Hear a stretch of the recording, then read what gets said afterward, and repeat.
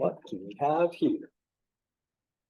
So what's the national debt in 2010? So let's see, top is US national debt in trillions of dollars. Next one is debt as percentage of GDP. And the last is national debt versus national receipts. So national receipts is all the money that government takes in, taxes, things like that. So national debt, that would be the top graph, 2010. That looks to me closer to 14 trillion, 12 to 14, 13's in the middle. Maybe I'm going to say like 13.5 trillion. So 13.5 trillion. The debt in 2010. All right, what percent of the GDP was the national debt? All right, so in 2010, that would be the next graph. And we are over here between 60 and 70, closer to 60. So what do you think, like 63 maybe? Looks like it's going up by 2, 4, 6, 8, 10 with those little lines there. Yeah, I'm gonna guess that's 63%. All right, I'm gonna write up a little more on this one. 2010. Debt was about 63% of GDP. And it doesn't say what GDP is here. So if you're not familiar with that term, it stands for gross domestic product.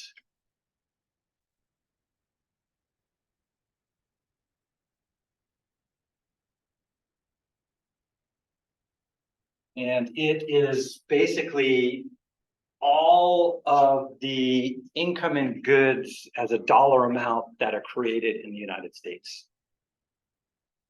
Right, so I work at the college, money generated by the college. My daughter works at Subway, money generated at Subway. A friend works at Walmart, money generated at Walmart. It's just everything, all added up. And it's always an estimate, right? Because it's hard to collect all of that information, but every quarter, a governmental agency tries to estimate what all the value of the stuff in the US produced was. And that's basically how, like, they talk about the worth of a dollar versus the worth of a euro in another country, or the value of money versus the United States versus Canada.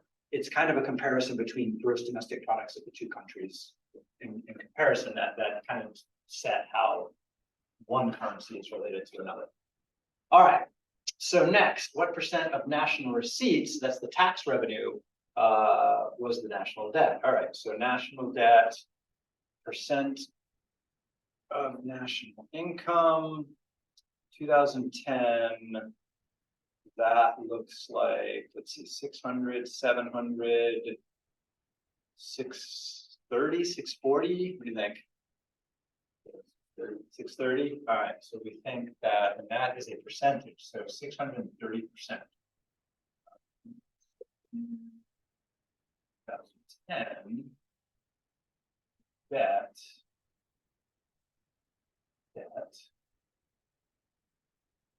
about 30% of tax revenue.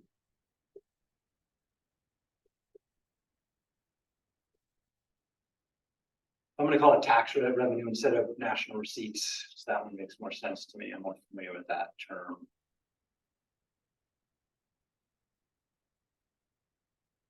Now, again, government collects money more than just from taxes, but that's probably the biggest pool of money, I think. I'm not sure about that, actually.